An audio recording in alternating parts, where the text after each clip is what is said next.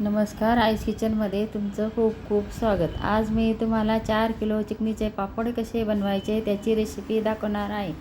इथे मी 2 बादल्या पाणी गरम करायला ठेवलेलं आहे। आता पाणी गरम झालेलं आहे, त्याच्यामध्ये सर्व साहित्य टाकून घ्यायचं।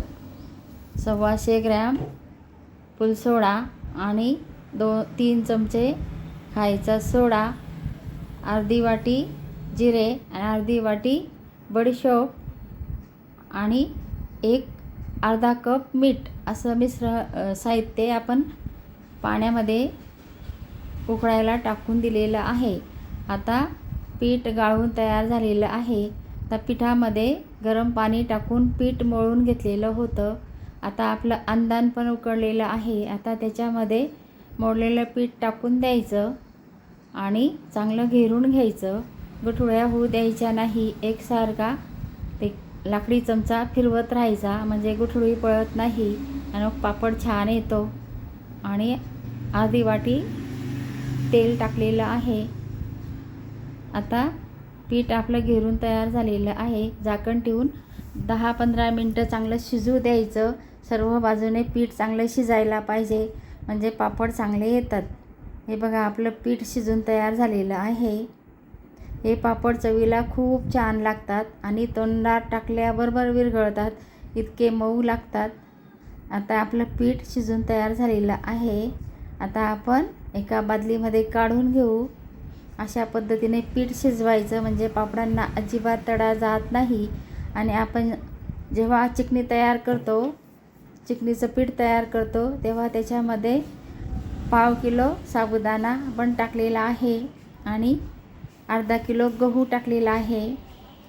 हे बघा, आता एका पोळपाटवर फडकं ठेवायचं, पॉलिस्टरचं फडकं घ्यायचं, त्याला पाणी लावायचं, गरम पाणी आणि थोडंसं तेल टाकलेलं, त्याच्यावर पीठ घ्यायचं, आपलं शिजलेलं चिकनीचं पीठ, आणि पापड थापायचा। आता पापड संध्याकाळी असे वाळून जातात। संध्याकाळी साडी उलटी करून घ्यायची आणि दुसऱ्या दिवशी सकाळी हे पापड निघतात। आता बघा, वाळून असे पापड दिसतात। अशा पद्धतीने पापड बनवायचे, अगदी सोपी पद्धत आहे। हे बघा, वाळल्यावर पापड असा दिसतो।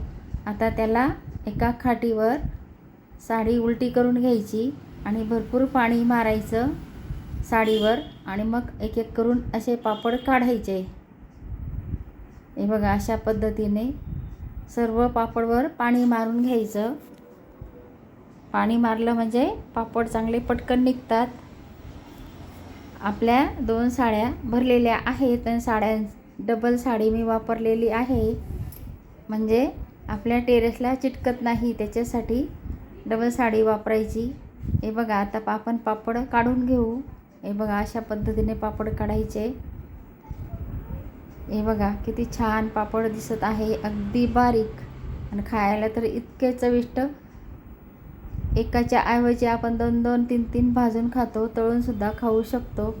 हे बघा, हे आपले पापड काढून तयार झालेले आहेत। आता सावलीमध्येच खाली बेडशीट टाकायची, त्याच्यावर पापड टाकायचा, वरून 2 गोधड्या किंवा चादरी टाकायच्या।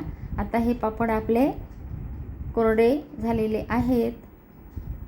2 बेडशीटा भरलेल्या होत्या, मी तुम्हाला एकच दाखवत आहे। हे बघा, 4 किलोमध्ये भरपूर पापड येतात। अशा पद्धतीने बनवायचे। हे बघा, 2 तगाऱ्या भरून गेलेल्या आहेत। किती छान पापड आलेले आहेत आणि रंग पण खूपच छान। आणि इथे मी पांढरी चिकनी वापरलेली होती, ती पांढऱ्या चिकनीचे पापड खूप मऊ येतात, इतके मऊ येतात की आपल्याला परत परत खाऊशे वाटतो, इतका छान पापड येतो। हे बघा, किती पापड आले, 4 किलोचे पापड आहेत। करून बघा, मला कमेंटमध्ये कळवा, मी त्याचं उत्तर नक्की देईल। आता मी तुम्हाला एक पापड भाजून दाखवते, तुम्ही तळून पण खाऊ शकता। हे बघा, किती छान बारीक आणि दिसायलाही छान आणि खायला पण चविष्ट असे पापड आलेले आहेत। आणि भाजून पण खूप छान फुलतो, तळून पण फुलतो। तुम्हाला जशा पद्धतीने आवडत असेल तसे तुम्ही खाऊ शकता। मी तुम्हाला एक पापड भाजून दाखवते आणि त्याच्यावर तेल टाकून कच्चे शेंगदाणे सोबत खाल्ले तर नाश्ताच होऊन जातो. इतकं छान पोट भरून जातं. लाईक करा, शेअर करा, सबस्क्राईब करा, बेल बटनला क्लिक करा. असेच माझे व्हिडिओ पाहत राहा, खात राहा. धन्यवाद.